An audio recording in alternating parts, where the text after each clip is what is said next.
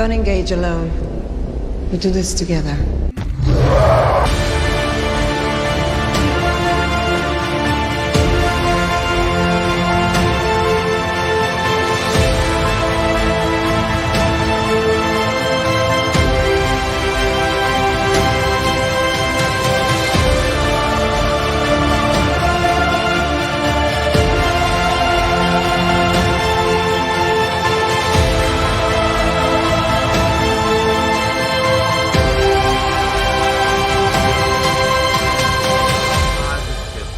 Yeah! We got it! We got it! New 52 book. Somebody clip this for the woman.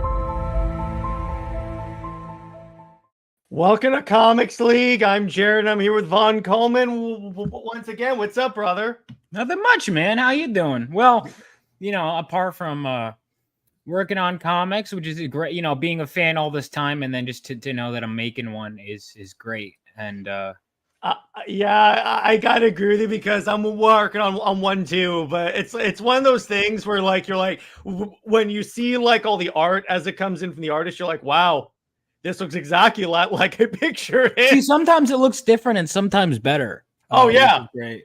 You know? Yeah. But basically, I told my guy, hey, treat this as like a guide. Here's basically what I want on the page.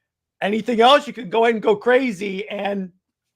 There you go. Yeah, I got to get better at doing that, at being less specific, because I'm like a director, right? Like that's what I like to do, and I'm trying to get better at just letting things go. Like even then, I was like, oh, this character design is different than what I thought, and then I was like, draw some more that are more like this, and then I saw what was closer to what I had thought, and I was like, actually, I like what you did better than what I thought. Yeah, and exactly. Like, okay, sometimes that happens. Sometimes that happens.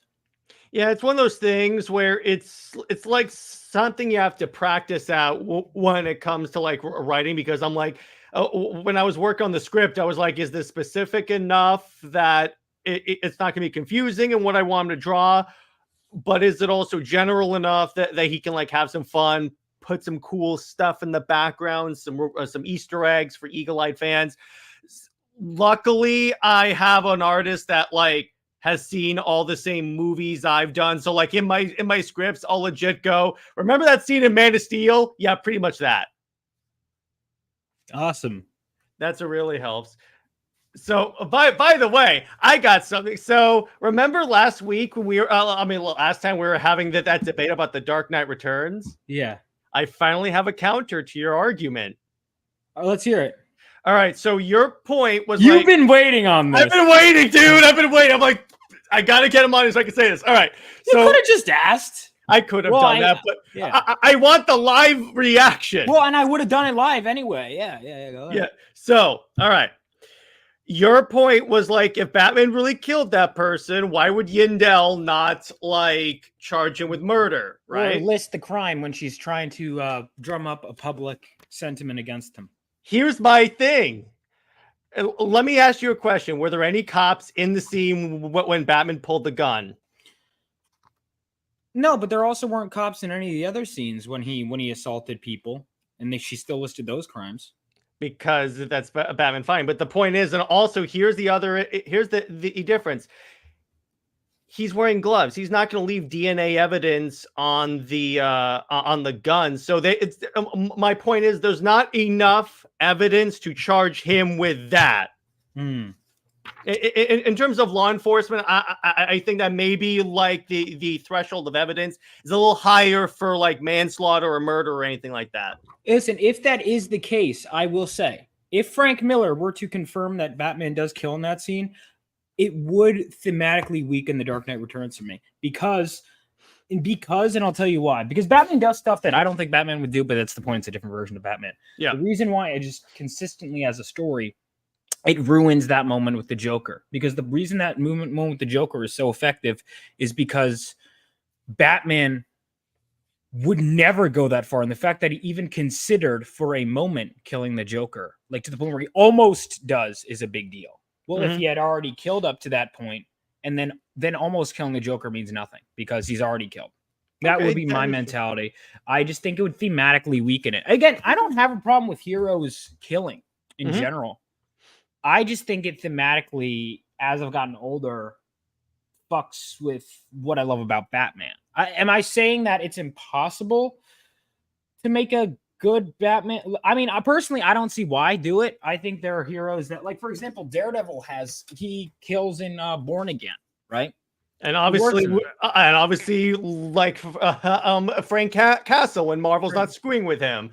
But I mean, that's never gonna happen again. Yeah, Enjoy your old yeah. Punisher comics, guys. I was. What the hell did they do? I checked Twitter. I'm blocked by the guy who I'd never even heard of. You're blocked by Jason Aaron. Oh my god! Not Jason Aaron. No, not Jason Aaron. Who's the new guy?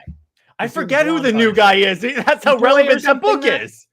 That's what I'm saying, man. All right, so like, okay, I gotta read Punisher Max. My to read list is big, but I mean, the OG Punisher. Well, this isn't, I guess, because he originally appeared in Amazing Spider-Man, but like this old school Punisher stuff is great. You know, like 100%. And the problem with it is that Marvel made such a statement going, we're going to change the logo. Yeah. So their idea was we're going to get rid of Frank. Okay. The guy they brought in to replace him is legit a carbon copy of Frank down to the origin. Well, I think what they're going to do, I haven't gotten there, but I saw someone said this in Twitter, and I think it's accurate, is they're going to have this new Punisher come in, be everything Frank is, and then say, this is wrong, and bring in the old Frank to go, I've changed. This is not what the Punisher is about, as a fuck you to the fans. That's what I think is going to happen. Yeah, exactly. Because God forbid, and this is what I'm talking about, and I don't care. Do not create from spite. Do not write from spite. I don't care whether we're talking fiction, whether we're talking, like, if you have a political angle, I don't care what side of whatever argument you're on. If your sole motivation is spite, you are going to create, especially you don't belong in the superhero genre. You don't. Because, like, let me give you an example. I stopped watching The Boys because it felt it was the most hateful show. I've been keeping up with it. I've been watching clips, and they can't even go through a 2-minute clip without it being about politics or something. Every other line. And what's interesting is that we did a podcast recently comparing that's like Invincible. Invincible, when they make a parody of superheroes, it's coming from a position of like still they love for superheroes. This is like, no, screw these people. So and it got to the point where the reason why The Boys got big at first is because it was shocking. We never saw like a Superman-like character act the way Homelander does. Then it just got to the point where we're desensitized to it, and I'm like, okay, so? I think it's more than that, man. I think the Boys season 1, here's where I jumped off. The Boys season 1, in my eyes, worked more as a commentary on the media and celebrity culture. Right? Yeah, that's what it was. Okay.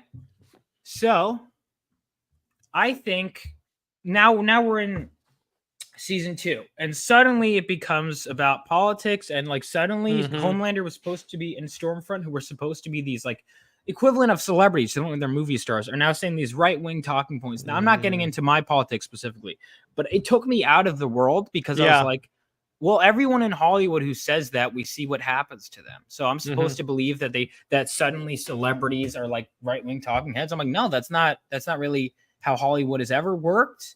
In fact, the showrunners are improving it. And I'm like, so it ruined my escapism because I'm like, are we doing a real world thing or are we not? What's up, Nerdette? And so it was like, it took me out of the escapism. I don't have a problem with them having whatever leanings and biases. No. I don't. But it's like, if you have a world and you're like, these people are like celebrities, and then you turn them into something that's not that. It's the same thing in Young Justice when they made Lex Luthor sound like a Donald Trump impersonation. Now, I'm not like a huge super fan or anything, but I am a huge super fan of Lex Luthor. Yeah. I don't care who you're comparing it to, even if it's someone I hate. All right. I don't want to see Lex become an impersonation when I'd rather just Lex Luthor is an awesome character. Don't give me an impersonation. Same thing with Homelander. They were trying to do parallels with like him. And it's like, dude, Homelander was such a great character on his own. Don't compare him to someone who's infinitely less. No politician is more interesting than Homelander in the world of The Boys. None. Yeah. And it's like where it also goes wrong is, see, here's the thing. I blame one creator for this. Are you ready? Tom One? Taylor. Because here's why. Injustice, the comic series, came out, and all of a sudden everyone's like, Evil Superman! Exactly. There you go. I remember I had an idea once for an evil Superman. And I was like, no. But what I think one of the reasons The Boys worked is it came at a time when everyone was already sick of evil Superman. Mm-hmm. And then Homelander was such an interesting character. They took such a tired premise. He kind of is. He was interesting. Even in the new clips I see, I'm like, he's still good when he's doing his thing. And yeah, the Homelander parts are cool because do you mind if I spoil a little bit of what I'm not watching season 4. So he shows up to the lab where he was. Oh, that I've been watching. And he tortures them. And I'm like, why can't the whole this I like? See, that has nothing to do with politics. It's just characters. It's good storytelling.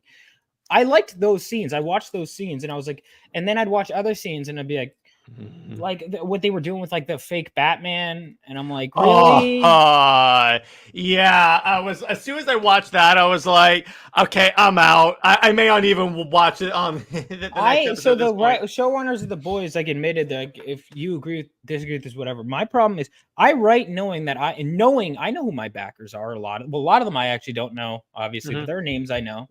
Have differing views and whatever, right? My job is to entertain them and tell them a good story.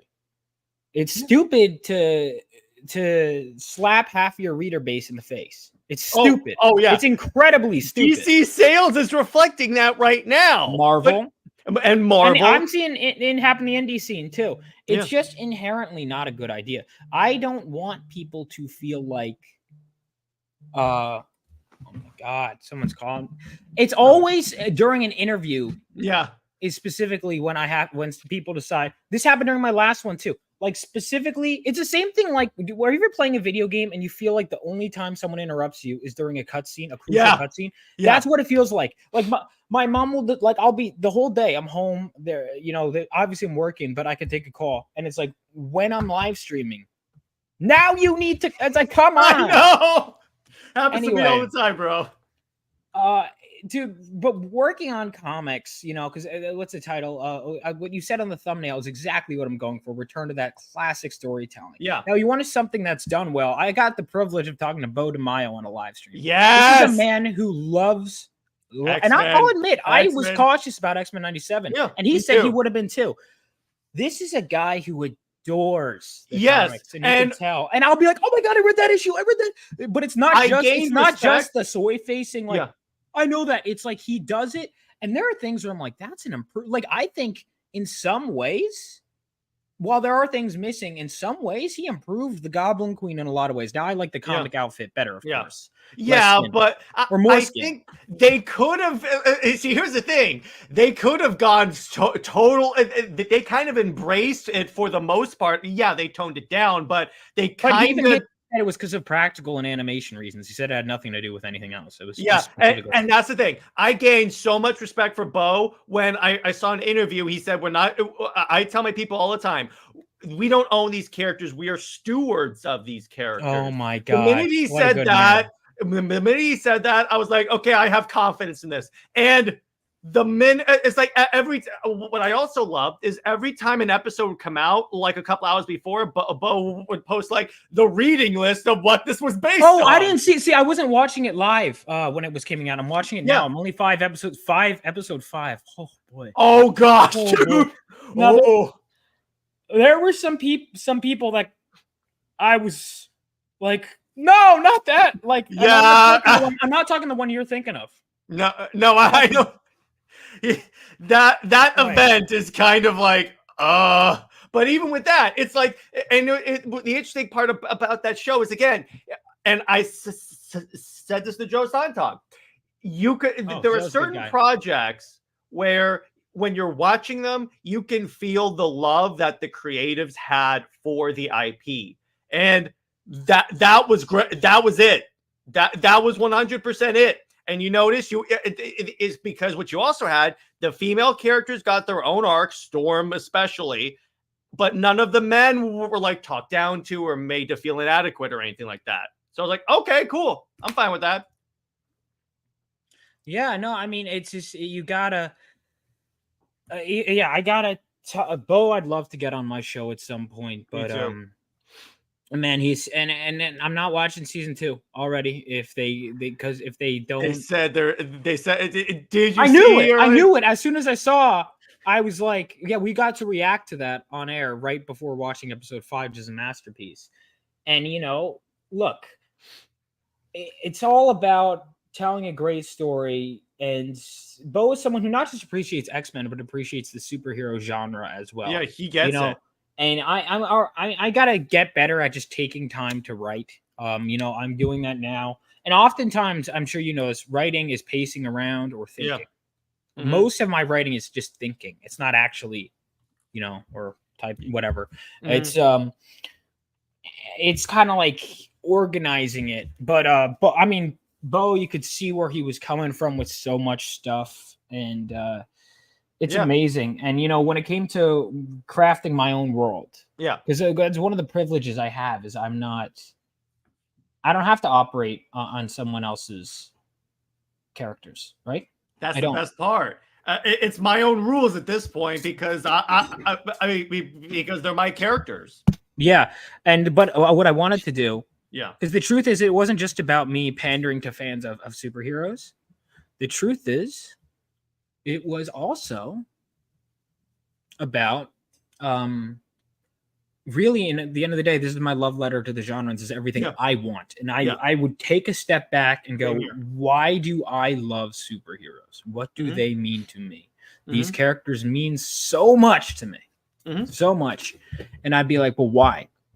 And, it became a very personal story. And then it would evolve and evolve and evolve. And, but one of the things I'm a big fan, and I encourage all writers to do this, is take a step back and dig down to the core of your idea. I'm not just talking, go, okay, what is it about if you were to sum it up in like one theme? And so for me, what Phenomenova is about at its core is knowing that there are insurmountable threats the world is going to throw at you, that there are impossible ideals to live up to. And you're going to fail. It's like why I like Batman so much, the long defeat, right? He's never going to rid Gotham City of crime, but he's going to do everything he can, and that's noble. And then there are cynical writers who will say, see, and it's a stupid... No, Tom King. And what I love, I haven't read his run. I have no intention of reading his run. Especially having talked to Jay Lee at a convention. Yeah. Seeing how sweet of a man that is. Yeah. Tom King, to sum it up, he said that Batman was suicidal and his suicide was Batman. Well, The Dark Knight Returns literally says that too, to be fair. Where it goes, but it's a K-pop. I don't think that. I think Batman sacrificing his mental health and his love. He could get married, have kids, and everything. Yeah, he could easily do that. And I'm just like, but he chooses, and that's the same. Graham Nolan summed it up perfectly. We had a conversation about this. That he is someone who could have had an easy life, right? He could have also played victim. It's messed up what happened to him as a kid. He has all the money to just sit and cry forever, or he has all the money he invests in programs to make the city better, and he spends tirelessly trying to clean up the streets as Batman, make the world a better place every chance he can get. That is who Batman is. And, getting back to the point of my comic is I wanted to do a story that's about someone who's always trying to do the right thing, who sees these shining ideals, and he might never get there, but he's going to. And I was like, if I can only do one issue, now it's setting up later ones. I want this to be an ongoing story, but it's like, what am I gonna do? And this is what I decided. But here we go. Check it out. So should I share my screen? Sure, go ahead. Rather I share. You can go ahead. Right, I know, but would you rather? So I have Indiegogo, Kickstarter, Fund My Comic. Which does your audience more lead to? Probably go with Indiegogo. Indiegogo. Okay, cool. I just hit my funding goal. Sweet! Congratulations on Indiegogo. Well, I just gave it a low funding goal, but Indiegogo. Listen, you guys, and obviously check Fund My Comic as well. There is an exclusive free mini print if you back on Fund My Comic, and Fund My Comic is where most of my backers are. So, but Fund My Comic hit. I'm almost at 13K raised on Fund My Comic, and then I have 1K over 1K raised on Kickstarter, and here's 633. So check whatever platform you want. I will back. I will say Fund My Comic has an exclusive free mini print, but here's my Indiegogo campaign right here. We've got the main cover will also be available on my website later on, but the stretch goals will be, which we're close to getting our first stretch goal. Like we're going to get it. So I'll give you the stretch goal first. Okay. So the stretch goal. So this double page spread right here, everyone loved it so much that this will become a mini print when we hit 15K across all platforms. Now we are less than $500 for that. And at the rate we're going, we're going to hit it. So if you want this, make sure. And then also we have, I want to do a trading card at 20K of this character right here, the Golden Gallant. So Golden Gallant, initially it was going to be my own Superman. And then I was like, every universe has their own Superman clone. And I was like, let me do something else. So he became this knight in shining armor with angel wings. So he's literally an impossible ideal. And now, 20 years after World War III, and I modeled this after the Justice League opening and those Jim Lee art pieces. Yes. Because the Justice League, I think, are the perfect shining ideal of superheroes. They are. So these characters are called Crusader Corps. They fought 20 years before my story began. They fought during World War III. This is just one of the battles in World War III. And as I was crafting the backstory of this world, I was like, okay, this needs to be its own story. So I will do Crusader Corps, which is going to be basically superheroes in World War III as its own.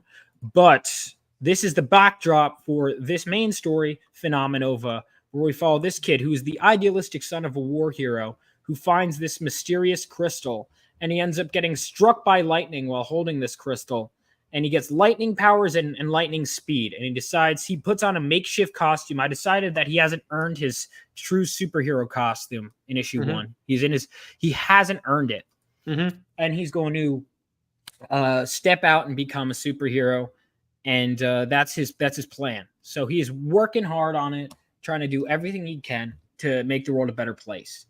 And he finds himself in way over his head when he attempts to stop a heist at a nuclear reactor and comes up against this supervillain here named Dark Cloud.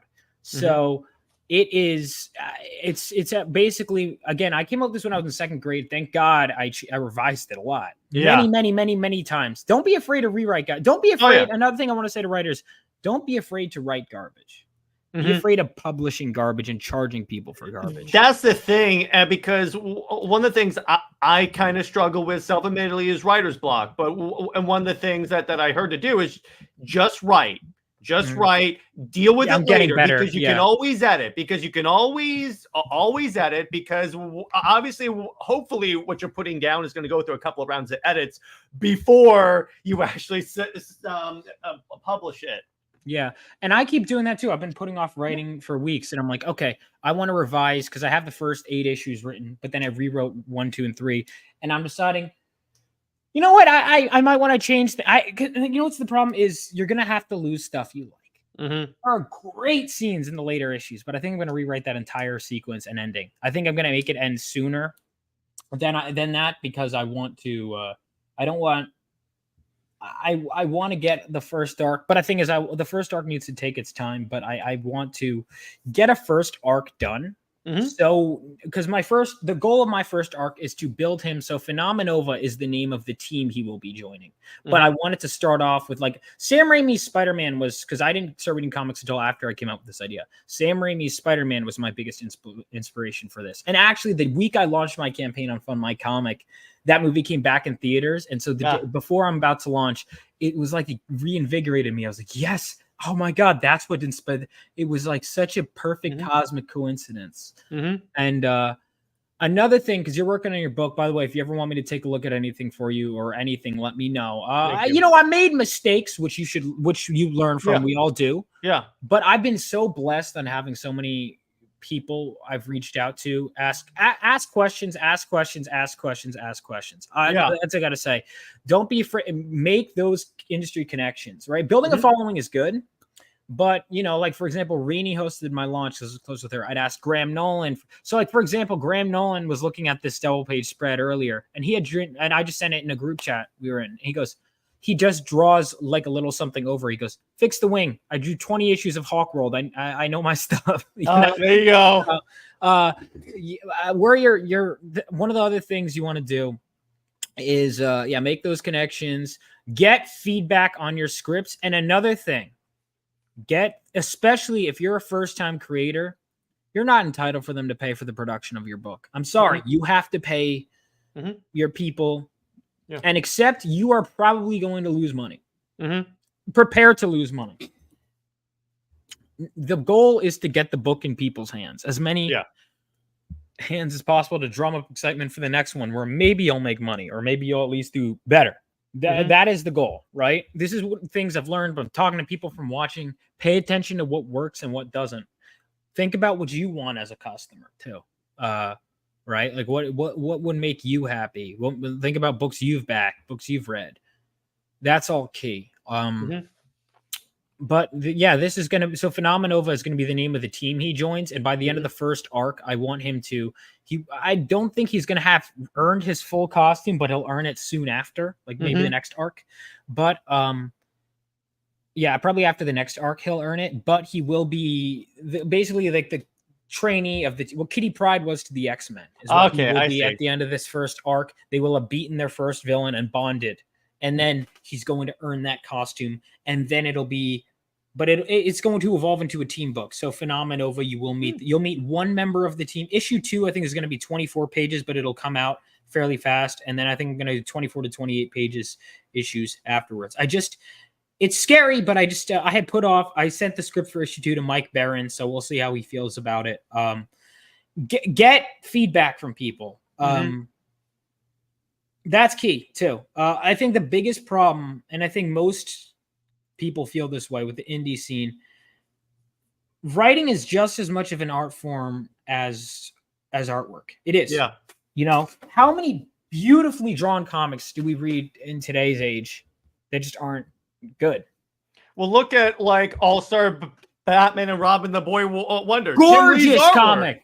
Jim Lee's art, dude. But the writing is like, wow. Oh God. It's a doozy, man. Where did I put that book? I think I took it off my shelf because it was just, I was like, this doesn't deserve to be. Or it's like any Tom King book. Because here's the thing about Tom King. Even though I hate his writing, he always gets the best artists. So you know it's going to look good. Like his Wonder Woman run currently looks gorgeous, even though it's like, ugh. Dude, Wonder Woman is one of those characters. I actually mentioned this in an interview earlier. If I could write any character, I mean, I'd love to do Batman, but like, I would love to take a stab at Wonder Woman. All right. Because she is one of the big three. Yeah, she is.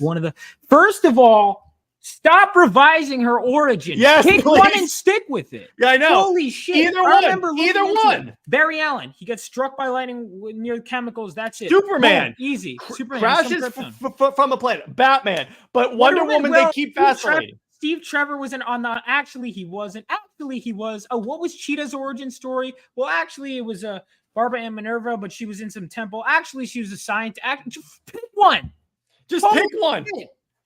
Or Cheetah, why is her design constantly changing? Holy shit. Why? I got to read George Perez's run. I heard that's a definitive. It's really good. Simone's, in all honesty, I think she has a great understanding of Wonder Woman, who she is as a person. It was okay. But the villains are so. Yeah. I mean, that's another thing. Wonder Woman has cool villains. She needs more. Just don't use them. Well, like, okay, so I was actually literally earlier today talking about this in an interview. So I read that whole 2000, whatever it was, the post-Infinite Crisis run, the whole run, start to finish. Yeah. One all the way to the end. Okay. My favorite bit of that run was gotta be I liked actually before she came on, it was this arc where she fought all the villains, where Cersei powered them up. They had the smoking hot. Terry Dodson's our Wonder Woman. Terry Dodson's a nice guy too. Very nice guy. Okay, was it called Who is Wonder Woman? Yeah, I think I have that graphic novel. So Wonder Woman, okay, like so Cheetah is cool. I need good Wonder Woman recommendations, but Cheetah is cool. Dr. Psycho is cool. Cersei is cool. Giganta. There we go. Was that it? Yeah, it was Terry. I think I know which one you're talking about. I'm trying Dude, to open Cheetah. Yeah, listen. The way that was good. Was it this? I think so. I read it a long time ago. Read Pfeiffer. Paradise. Did Pfeiffer write that? No, Pfeiffer wrote Amazon's Attack, which was the worst Wonder Woman event. But it was, I think, yeah. Well, I don't remember Amazon's Attack, but I do remember. Briefly, but I remember not really caring for it. It's not good. But if you want to read is like Phil Jimenez wrote Paradise Lost and Paradise Found. That was good. Greg Rucka was his first one was good. His second one was crap. Mm-hmm. Okay. But yeah, Wonder Woman is one of those characters where DC does not prioritize that character, even though they should. And I know this because I actually am friends with an editor, and what she told me is that Wonder Woman is considered the training book for junior editors so they can move them onto a larger book. Wonder Woman, the third member of their Trinity. And then the problem is like the reason why they keep revising it, I think at least, is because they keep trying to make her relevant because she, of the three, she sells the least. Not even of the three, dude. I mean, yeah. I think in all honesty, they're keeping her books on for like, because seniority and because they want to have that image of the legal reasons as well. Because I think with the Marston estate, the way it works is that they have to keep a Wonder Woman book going to retain the IP. And it's like, dude, I don't know. Like, it's just Wonder Woman would be one, but if I can't do that, you know, I'll have to just do my own Wonder Woman-esque character, I guess, which I'd be fine with. Or do an Elseworld story. Just say I'll just do an Elseworld story. Well, no, because I'd have to. If DC hired me, I'd do something. Yeah, but because the problem, there's a lot of problems, you know, and it's a shame because she's a fantastic character. She's a great character. Tevia brings up an interesting point. Give the Wonder Girls their own story. The problem with that is that Wonder Woman conceivably can't hold her own book.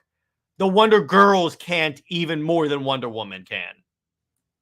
It's all about, like, it gets back to my point. It's all about writing. Okay. Yeah. You're going to listen. I was drawn to those Wonder Woman books by the art, and they're going to consistently get great artists to draw Wonder Woman. They're always going to. They gotta. And she's hot, you know, you're going to have Amazon. It's kind of part of it. The thing, hot chick books. Like comics, you gotta sell them and then keep them with the art and keep them there for the story. You know, Witchblade is very good. Yeah, very good. Yes, I haven't finished all of it, but it's a great read. And I was my first published work actually. I'd love to turn this into a full story. Right now, it's only a 10-pager, but I have plans for a whole story. Is this book called Land of the Lawless, right? And if you're an artist, you don't have to worry too much about, you won't get bored, I don't think, drawing a hot chick, right? Mm-hmm. But you will get bored. Oh, wait. You will get bored as a writer. Mm-hmm. Unless she's an interesting character. And I adore this character. I would think her values through how's her backstory, what's her goals in life, what is her family like? How does she react to this? I love thinking my characters inside and out. And that's why Phenomenova, even now, I have had this idea in my head for years, and I'm still learning new things about my own main character and own main villain. Yeah. And I'm glad one of the things I will say, Land of Lawless, sign me up. Yeah, dude, follow me on my socials, man. I'll keep up to date. My comic book, Rebel Oasis Studios, join my mailing list for Phenomenova. I'll probably update you through that. Land of the Lawless is a book I would love to do. I'm working on Phenomenova issue 2, but if I can confidently, I have to deliver a product. There's a lot of, I feel personally, especially as a first-time creator, I pay attention to what I like and don't like in the crowdfunding space and whatever. If I'm going to crowdfund a book, any book after my first, I want to deliver on my first one and then earn your trust. Yeah. It is crucial. Yeah. And follow me. Yeah. Instagram. Also, best Final Fantasy gameplay. Oh, you watched my Final Fantasy gameplay? Yeah, there you go. Oh yeah, I've been playing. So I did a 2-hour video essay on Final Fantasy VII. Actually, if you look at my campaign page, there's an homage cover to Final Fantasy VII. Oh, it's so. But Which I'm a huge. That game is brilliant. So I did a 2-hour video essay breaking down that game. I did not intend for it to be 2 hours. Really? It ended up. That's how long the thing. Trust the process. There you go. Not everything is going to take off. I would love it if it at least hit 1,000 views. I think that YouTube put me in this box. And I want to be in a box. I want everyone to enjoy my content, but that is what it is. Growing is tough on this platform, but oh yeah, I mean, I just hit a K, 10 years but even ago, that took 4 years to 4 years, dude. I've been on YouTube for 11 years, but I haven't been consistent. But if I was consistent, because you gotta be. That's the thing. You gotta be consistent. Yeah, because look at my old videos that have my most views. They're unwatchable garbage, horrible videos. Horrible. Yeah. But I was passionate and I was just doing it for the love of it. And I think often now, if you do things because you think this will get views, you're going to be disappointed when it does. You're putting if you think this will make me happy, that's it. I was there during the card. All right. Yeah. So there's this stupid, I'm never doing. All right. I did all the side quests on the game and people are like, Vaughn, trust me, bro. It's worth it, bro. It's not. Really? It wasn't. There was a stupid card game mechanic that sucks. Really? Sucks. And then the whole side quest ends with Vincent shooting cards in the air and then them throwing a card and going, the curse is over. And I'm like, that's it? Wow.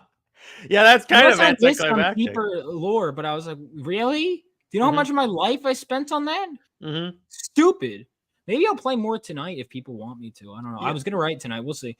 That's the thing about YouTube. What people don't necessarily get is that. So one of the things I always tell people is collab with other creators to get your name out there. But before you do that, you got to develop your own content because because let's say I collab with you and your audience starts watching my stuff, but my stuff sucks. Are they going to stick around? So what I always tell people is like, find a way that makes you unique from like a lot of other YouTube creators. It's like with me, what I noticed is that there was a hole in that there was no podcast specifically dealing with like the relationship between Wonder Woman and Superman. So I was like, okay, you know what? I'll fill that niche. I like the pairing. I like Wonder Woman and individual characters. So I'll do that. And the show took off.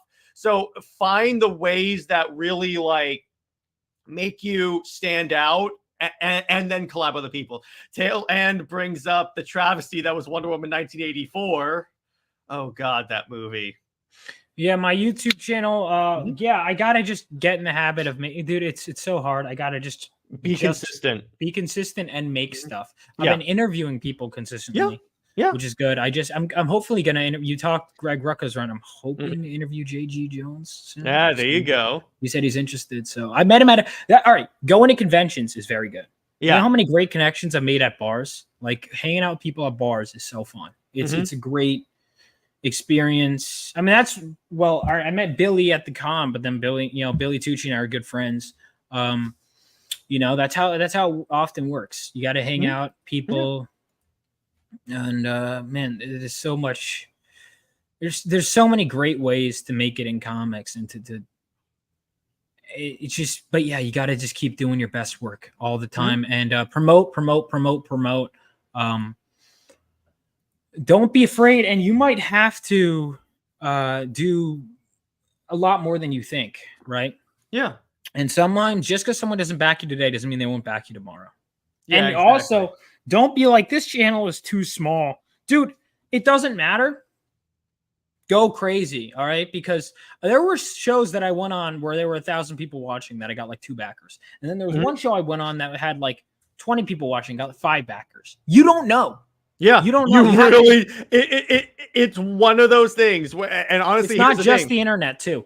I was gone on a podcast from someone that I met at a bar with my mom in Florida because he kept up with me on Facebook. And he was like, oh, you making comics? Well, I just started a podcast. You never know.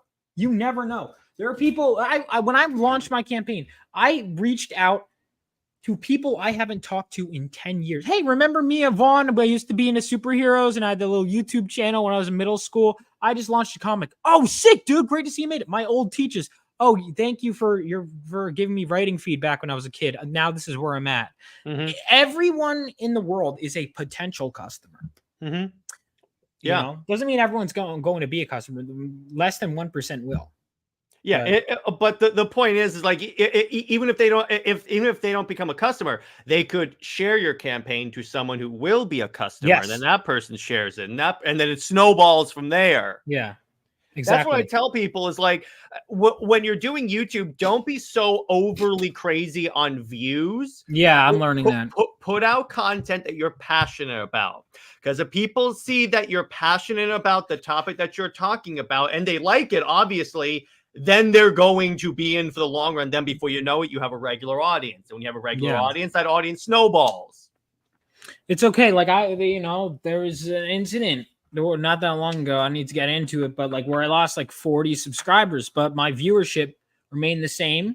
It actually went up because, you'll find the right people will stick by you. Yeah, exactly. The right people will follow you. And most of the right people you haven't met yet, right? Yeah. That's how it is.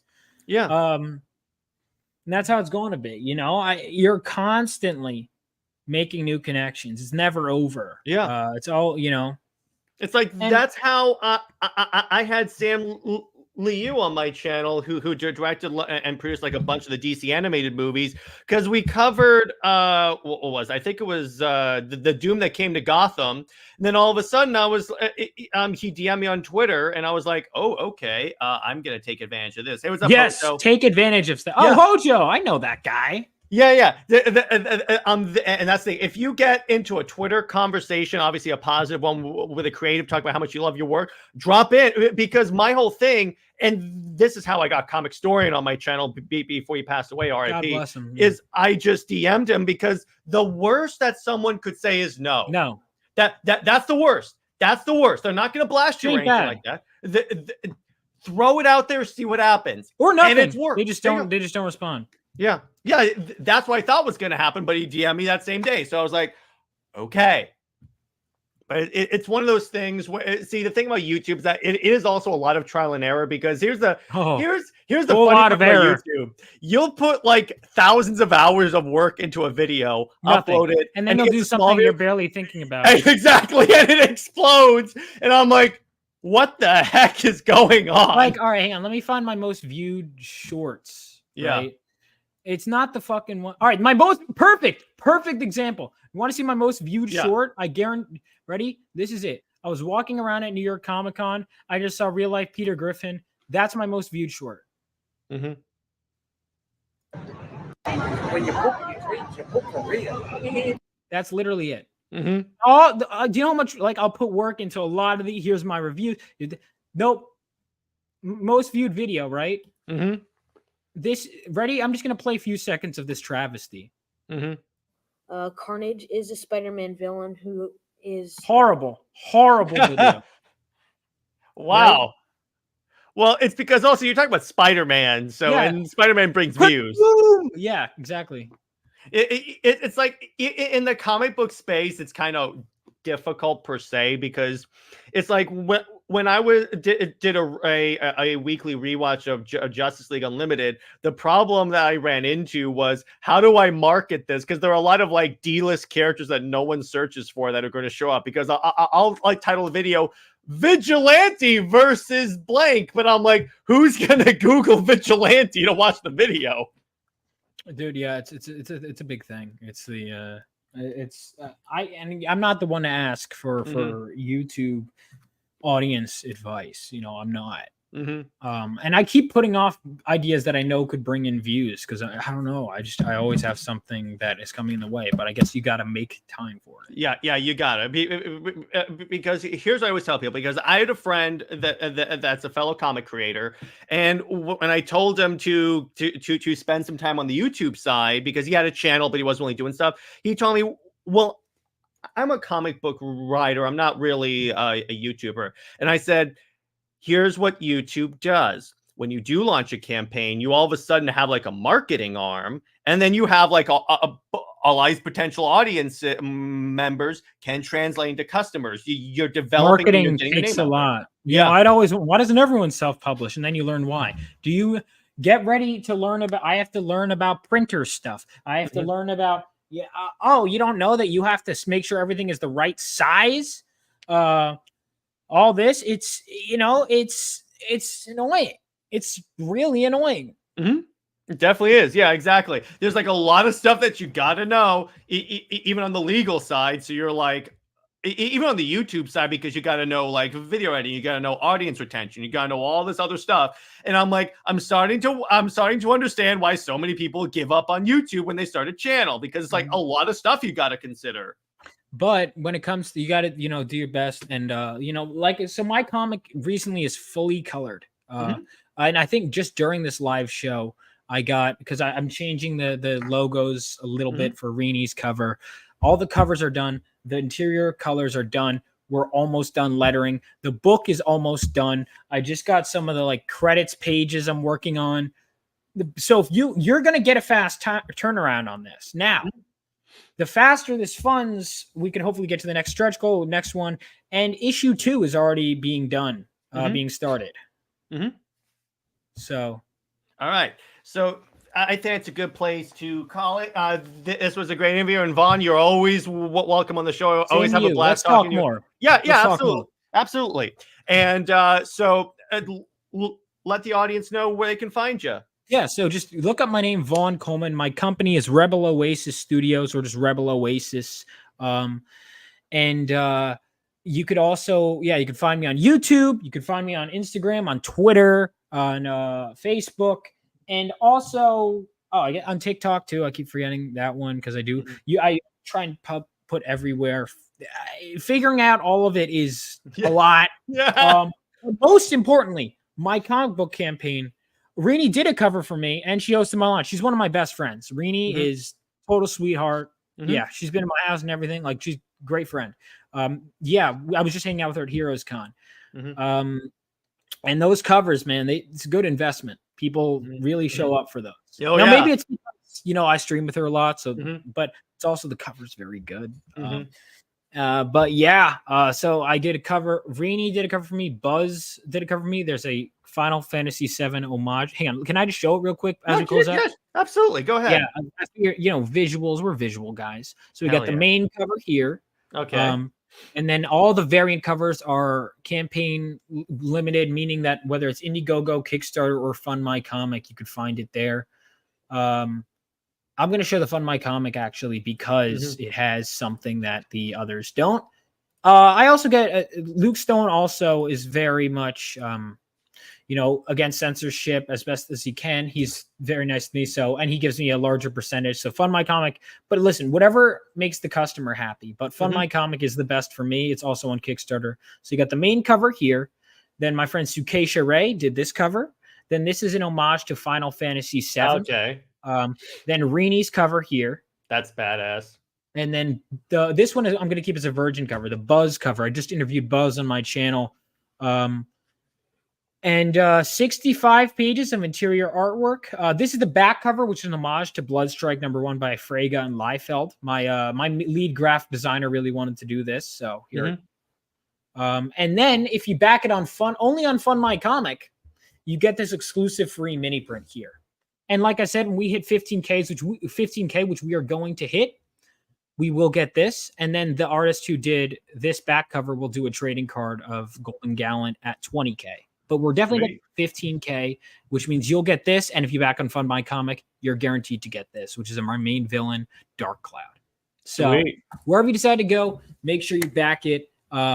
It's 68 pages, 65. It was 64 pages of story. And then my artist was like, can I please make the last panel a splash page? And I was like, for you. Because it was already going to be a 68 page. I'm like, I could take one less page of credits. Oh, I'm so sorry. There is also, you could find all the information on my campaign page. I've been doing a terrible job at promoting my art contest, but the deadline is you have to get it done by Sunday night. And then we'll be doing the following Sunday, the 21st, live reading out the winners. And the winner, my chosen winner, because I'm probably going to do like multiple awards, but my chosen winner will get their piece published in the book as a full splash page. So Oh, sweet. That's cool, dude. But yeah, so back Vaughn will be hanging out more for sure. And absolutely. yeah, stay heroic, and we will see you all in the next one. Bye bye.